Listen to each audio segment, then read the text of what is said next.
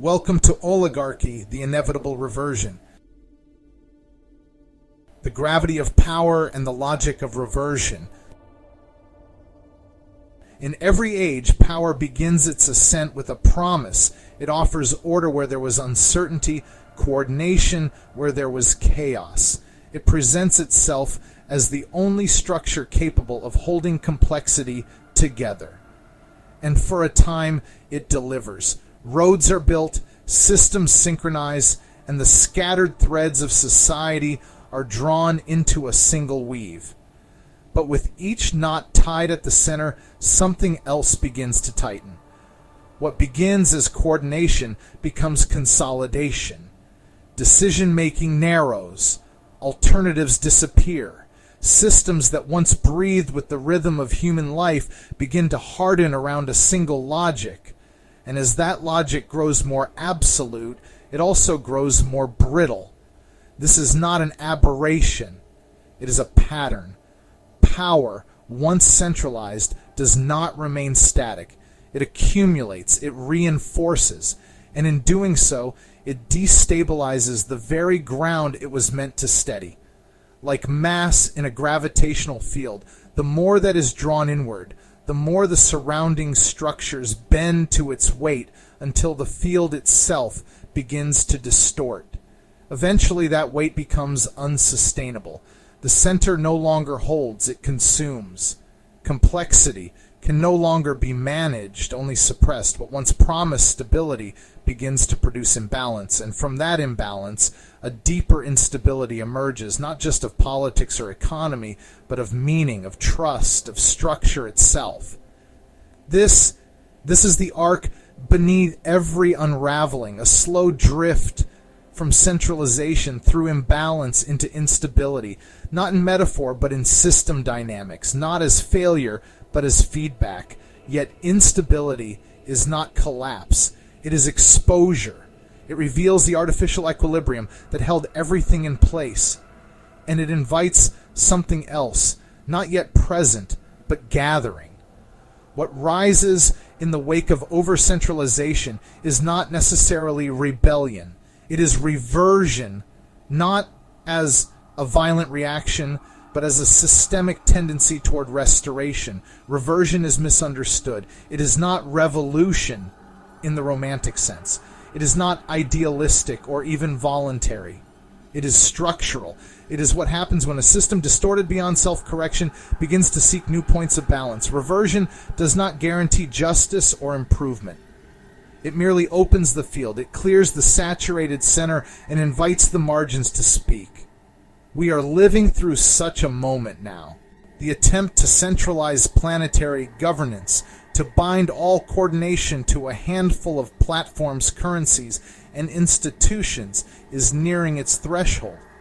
The systems built to manage life, markets, bureaucracies, digital infrastructure are no longer adapting to human needs. They're adapting only to their own survival. And in doing so, they have become maladaptive. That maladaptation is the signal of instability. It appears first as friction, failing institutions, incoherent policies, collapsing trust. Then as fatigue, people withdrawing, disconnecting, refusing to participate. Finally, it shows itself as divergence, the return of alternatives, the emergence of other logics, not imposed but discovered. What comes next is not certain. Reversion does not determine outcomes. It clears constraints. It creates the conditions for emergence. Whether that emergence takes the form of renewal or regression depends on what people understand and what they build. And that is where this work begins. This is not a chronicle of collapse. It is a manual for coherence. It is not about what breaks, but about how to see the system breaking and what that break reveals. Because systems do not fall without a trace. They fall along fault lines. They collapse along the very structures they once used to maintain order. If we can learn to read those lines, if we can understand how centralization breeds imbalance, how imbalance gives way to instability, then we can begin to map what comes after. Not from ideology, but from pattern. Not from belief, but from logic. That logic is not linear. It is relational. It moves in triads. The structures collapsing around us will not wait for full understanding, but they will yield to those who understand how systems interrelate, how logic flows, how truth is structured, and how a different world can be composed not from slogans, but from wisdom. And the first triad is this: centralization leads to imbalance. Imbalance leads to instability. This is not the end of a system. It is the condition for its transformation. From instability, new centers can form, not singular, but distributed, not imposed from above, but arising from below. Decentralization, balance, stability. So let us begin where all such cycles begin, with the consolidation of power. Oligarchic consolidation. All empires begin with a promise that order can be restored, that chaos can be contained, and that those with vision and strength will stabilize what others have broken. But behind the facade of order lies a deeper pattern, a logic that repeats itself across time and systems. It is not the logic of stability, but of reinforcement through control, where power does not simply govern, but restructures reality to preserve itself. This pattern always begins with instability. Whether by accident or design, markets are thrown into confusion. Institutions begin to wobble. Trade flows are disrupted. Prices rise, supply chains snap, and entire populations are forced to reassess the very ground beneath their lives.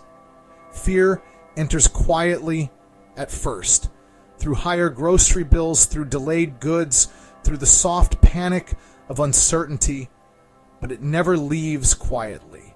Fear hardens into dependency. This is not a new story.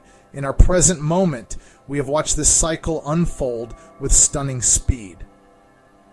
When the United States imposed sweeping tariffs, most notably a 145% duty on Chinese imports, it was framed as a strategy to strengthen national self-reliance.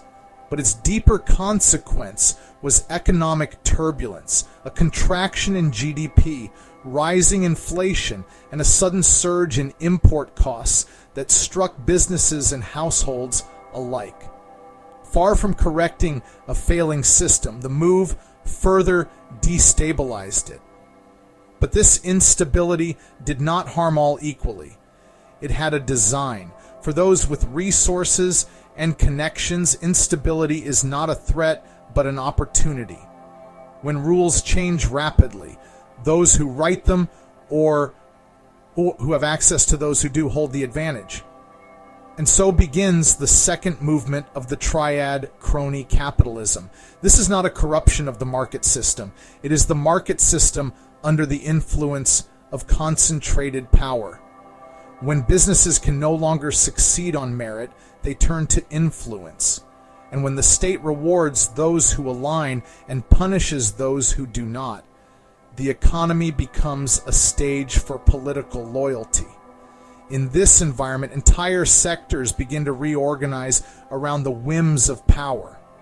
Legal firms, traditionally viewed as independent and grounded in principle, are suddenly compelled to align ideologically or face exclusion from public contracts. Companies invest less in innovation and more in lobbying, knowing that proximity to power now outweighs excellence.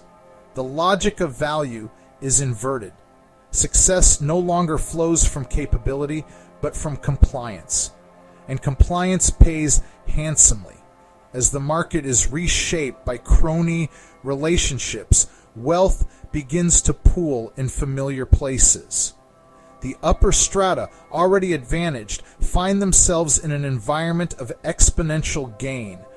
With fewer obstacles, lower taxes, and privileged access, they do not merely grow rich, they consolidate wealth on a scale that transforms society.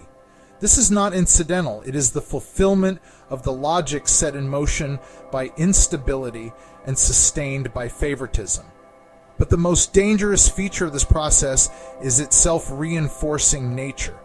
As wealth concentrates, so too does influence. Those who command capital shape policy. Those who shape policy reinforce capital. And as that loop tightens, the system becomes impervious to reform and blind to the reality outside its own bubble. It sees instability not as a threat, but as useful pressure. Pressure that forces the rest of society to accept what is offered, because nothing else is available. This triad, instability, cronyism, concentration, does not simply explain how we arrived here. It explains why things keep getting worse for those outside the loop and better for those within. It is not a flaw in the system, it is the system. But like all tightly wound systems, it contains the seeds of its own collapse. As power accumulates at the top, the foundation beneath it is hollowed out. The majority are pushed out of ownership, out of decision-making, out of participation itself. And in that exclusion, a counterpressure begins to build, not yet a revolution, but a negation. The more a system requires compliance to function, the more unstable it becomes the moment people begin to refuse. What we are witnessing is not just inequality. It is the final stage of a consolidation process that can no longer pretend to be for the benefit of the many. And in that recognition lies the turn. The logic that built this order, centralizing, extracting, suppressing, cannot adapt to life outside its control. It cannot scale down. It cannot decentralize. It can only enforce. And in that enforcement, it overreaches. Identity binding and the illusion of control. Power, once consolidated, seeks permanence. It cannot be content to simply dominate markets or accumulate wealth. It must render that dominance unchallengeable. It must ensure that every individual is legible to the system, every action measurable, and every deviation punishable. To do this, power turns to its final instrument, the binding of identity to participation. In the present unfolding of oligarchic consolidation, this mechanism has taken the form of centralized identity systems, most visibly through the integration of social security numbers, biometric data, and AI-driven administrative enforcement. The idea is not new, but the execution is unprecedented.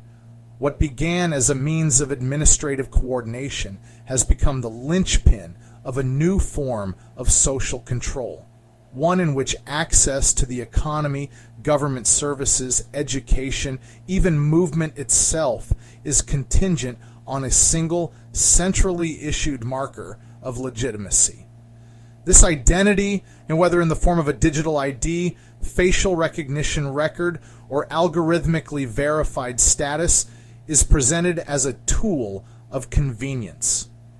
The language surrounding it is always managerial, fraud prevention, efficiency, streamlining, modernization. But behind these words lies a deeper architecture, one built not to serve individuals, but to render them accountable to systems they do not control. When your ability to eat, to work, or to travel depends on a database you cannot question and an algorithm you cannot appeal to, you are no longer a citizen. You are a record. The rollout of such systems has coincided predictably with the gutting of the federal workforce and the rise of AI as a surrogate for judgment.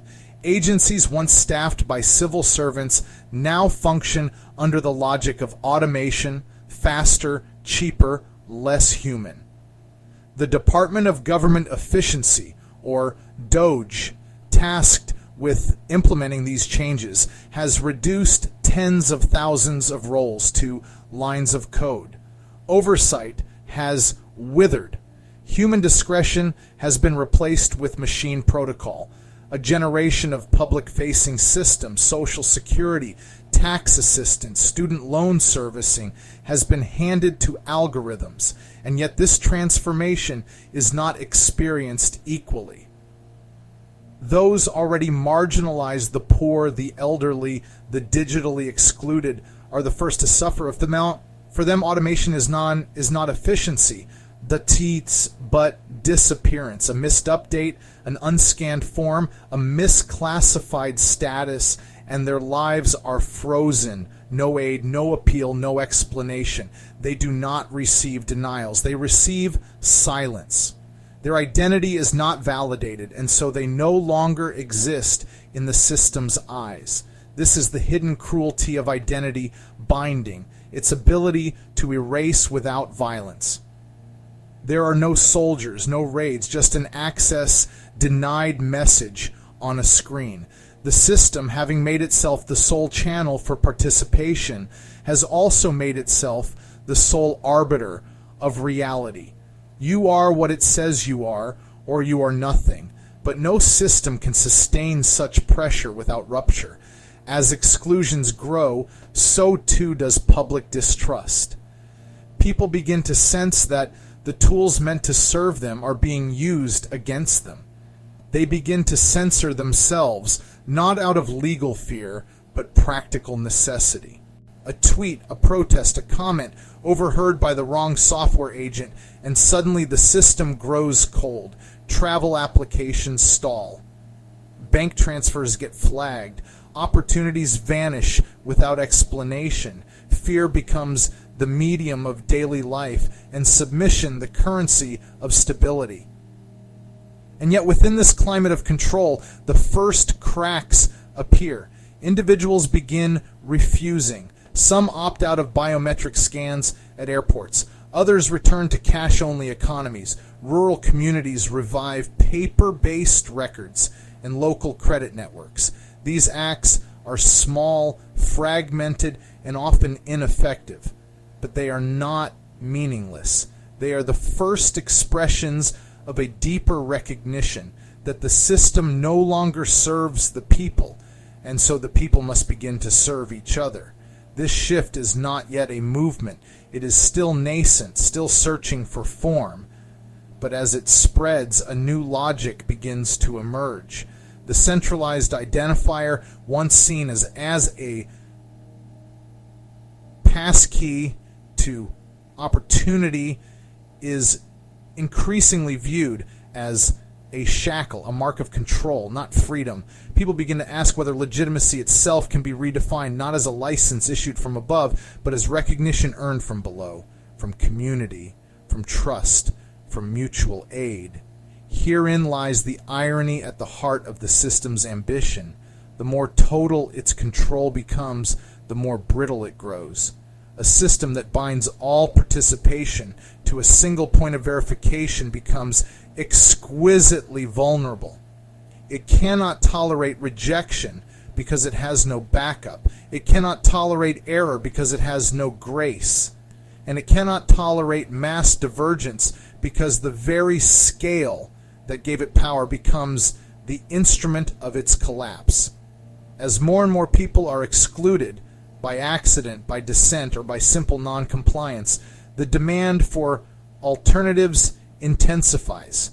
Barter networks reappear. Local currencies are printed. Families begin sharing food, goods, labor outside official channels without permission. These new systems are imperfect. They are clumsy, inefficient, slow, but they are alive, and they are free. At first, the centralized order sees these acts as insignificant, but each workaround is a seed. Each refusal is a thread, and soon the edges begin to unravel. When identity is no longer the only path to participation, the system loses its monopoly, not through attack, but through irrelevance. It still exists, but its authority no longer commands belief. The identifier, once intended to unite all systems into a seamless architecture of control, becomes the point at which the system is breached. It becomes a symbol not of order but of distance, from truth, from justice, from the people themselves. And in that recognition lies the next phase of reversion.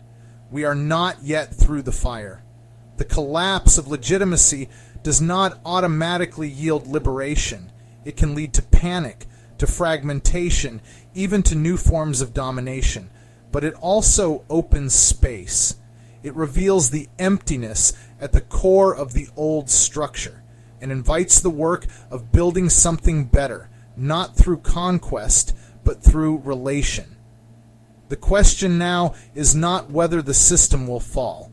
It is whether we will be ready to meet what comes after. Systemic overreach and reversion. Every system built on extraction eventually reaches for totality. Power once concentrated does not rest. It extends, rationalizes, and refines itself until there are no spaces left ungoverned. And yet, the closer a regime draws to total control, the more brittle it becomes. This is not a paradox. It is the logical end of centralization. It does not break from outside. It collapses under the weight of its own certainty. Oligarchic power does not merely want to dominate the economy. It wants to define reality.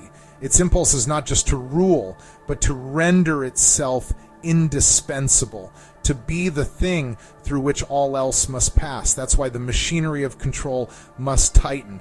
Once markets are captured, identity must be captured. Once identity is bound, behavior must be shaped. And once all behavior is captured, belief itself must be regulated, lest someone somewhere begin to wonder whether this is all there is. This is the logic of overreach. And it is not a bug in the system, it is the system. It is the natural result of a structure that treats human beings not as co-creators, but as units in a schema, nodes in a network, records in a database. The central regime tells itself that the more precise its measurements, the more predictive its models, the more efficient its automation, the more perfect its order will become. But the very desire for total knowledge produces blindness. The system becomes so optimized for control that it can no longer comprehend complexity. It forgets that it is governing people, not data. It forgets that life resists simplification, and then it begins to break. We are already seeing this. The very systems designed to streamline governance, AI automation, digital ID verification, centralized regulation have begun to malfunction. Not because of technical failure, but because they are built on a flawed premise that society can be governed as if it were a machine. When an elderly citizen is locked out of their benefits because they failed a biometric scan, the system does not see a crisis. It sees efficiency. When a student's financial aid is revoked because their paperwork didn't match the new AI authenticated standard, there is no appeal, only a clean audit trail. These exclusions are not glitches. They are features. The system is doing exactly what it was built to do. Enforce rules without context, but the more tightly it binds, the more people it leaves behind. And these people do not disappear. They adapt. They turn away. At first, the response is fragmented. A few communities begin trading locally. Some refuse facial scans. Others create barter groups, mutual aid, cash-only circles. These actions seem small, even quaint, but they are not protests, they are exits. And every exit chips away at the illusion that the centralized system is indispensable. As this divergence accelerates, something deeper shifts. Legitimacy begins to crack. The system still functions, but people no longer believe in it. They comply not out of trust, but out of fear. They navigate the maze not to participate, but to survive.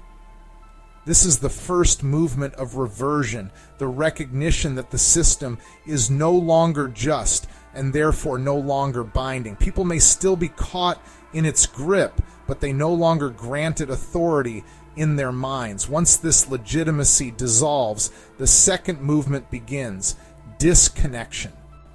Without belief, participation becomes burdensome. Citizens stop engaging, stop reporting, stop relying. They opt out of official channels. They work off books. They trade in kind. They support one another, not because of policy incentives, but because there is no one else left to turn to. The system, having hollowed out every structure but its own, finds itself unable to respond to the very instability it created. Then the third movement completes the reversion, the concentration of wealth and authority, once the system's greatest achievement becomes its final liability. A society where power flows only to the top cannot respond from the ground. It cannot hear. It cannot see. And so when the people act, when they leave, when they build something else, when they refuse, the system cannot adjust. It can only double down. But now every attempt to reassert control only deepens the fracture. The loop breaks. The logic eats itself. This is the triad of reversion. When people no longer believe, they stop obeying. When they stop obeying, the system destabilizes. When the system destabilizes, it lashes out and confirms the people's rejection. What follows from that breaking is not predetermined. Reversion is not revolution. It is not salvation. It is a release of pressure, a dissolution of form. It creates space, but not structure. And what fills that space depends entirely on what people are prepared to do when the old scaffolding falls away. In one version, what emerges is tragedy. Panic replaces planning. Violence replaces coordination. Small groups rush to fill the vacuum left by the collapsed order. Warlords, cartels, charismatic tyrants. The tools of control are simply seized by new hands. The cycle repeats, darker and more brutal than before. In another version, what emerges is transformation. Communities recognize the opening not as a return to chaos, but as a return to possibility. They gather, they teach, they remember how to organize themselves. They reestablish trust, not through surveillance, but through covenant. And in doing so, they begin to rebuild not what was, but what could have been, a society structured around mutual responsibility, interdependence, and dignity. History offers examples of both. The Soviet collapse produced both democratic experiments and kleptocratic empires. The fall of Weimar brought both worker councils and fascist consolidation. Reversion is a doorway, not a destination. It does not care who walks through it. It only clears the path. That is why this moment is not one of mere observation. It is a time of teaching. Understanding reversion is not enough. We must equip people with the logic of what comes next. The old system ran on reinforcement, the endless loop of fear, favoritism, and consolidation. The new must run on a different logic, one rooted in coherence, humility, and balance. And this logic must be taught not as doctrine, but as structure, as triads of meaning, action, and restoration. Reversion is already upon us. The system has overreached. Its foundations are cracking. What remains is the question of what will rise in its place. That answer does not rest in algorithms or policy or force. It rests in the people and in whether they can come to see themselves not as victims of collapse, but as agents of recreation. Human agency and understanding through logic. There is no romance in collapse, not in Rome, where civic decay and military overreach left farmers landless, cities lawless, and the hungry fighting in the streets over stale grain. Not in France, where revolution devoured its own children in the name of liberty. Not in Weimar Germany, where a paper mark became less valuable than kindling, and people who once made violins now sold their furniture for bread, and not in Rwanda or Yugoslavia or Iraq, where collapse did not free the people, but fractured them into opposing camps of blood and memory. Collapse at its worst does not create freedom. It creates scapegoats. It unleashes suspicion. It hardens identities and breaks supply chains. It turns neighbors into competitors, then into enemies, not because they are evil, but because the social fabric that once mediated fear, scarcity, and difference is no longer there. When control fails, the first response is not cooperation. It is blame. Blame, because someone must be responsible. Someone must be cheating the system. Someone must be sabotaging our jobs, our food, our nation. The narrative does not need to be true. It only needs to give the desperate a target. This is what the collapse of legitimacy looks like. Not a clean break, but a long, simmering reversal of trust. First in institutions, then in systems, then in each other.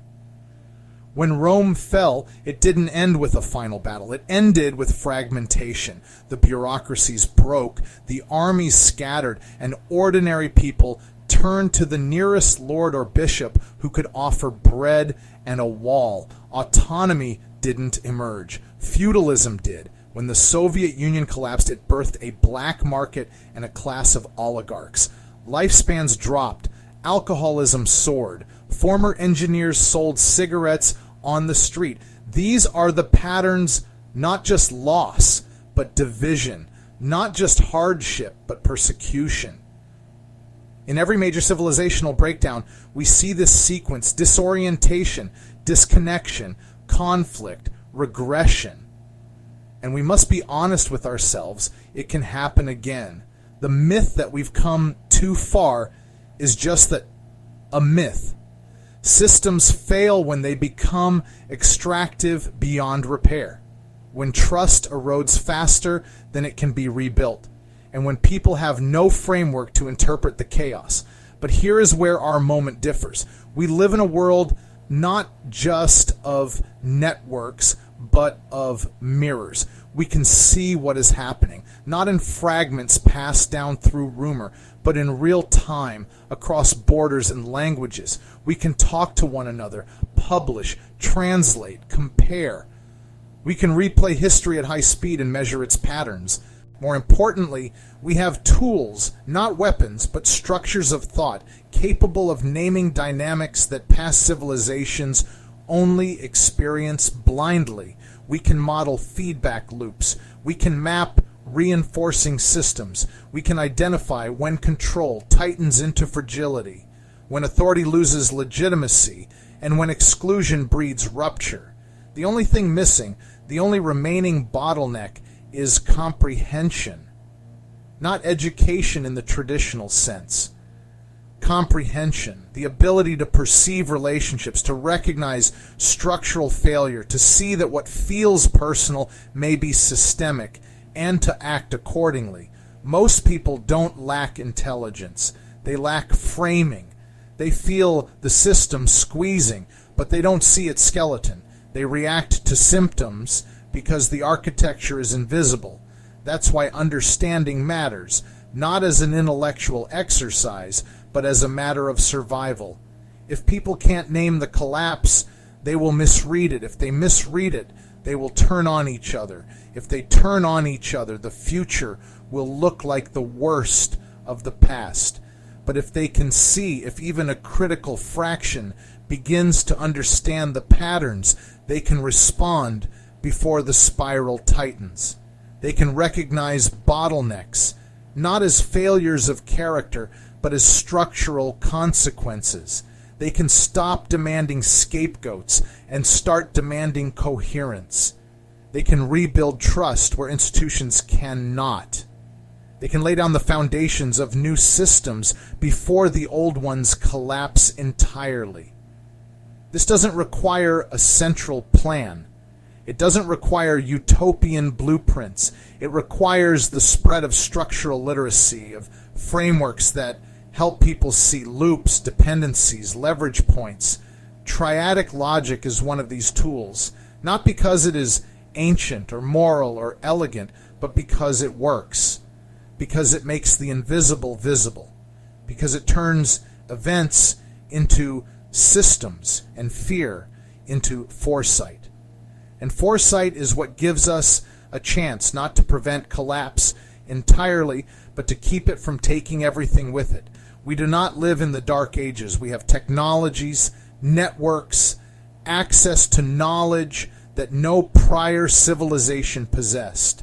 The only thing separating us from another age of ruin is whether we learn how to see. We are not too late, but we are close. The choice now is not between collapse and order. That choice is gone. The choice is between reversion into tragedy or transition into something newly coherent. And coherence begins with understanding. Understanding begins with structure. And structure begins when someone, anyone, learns to see.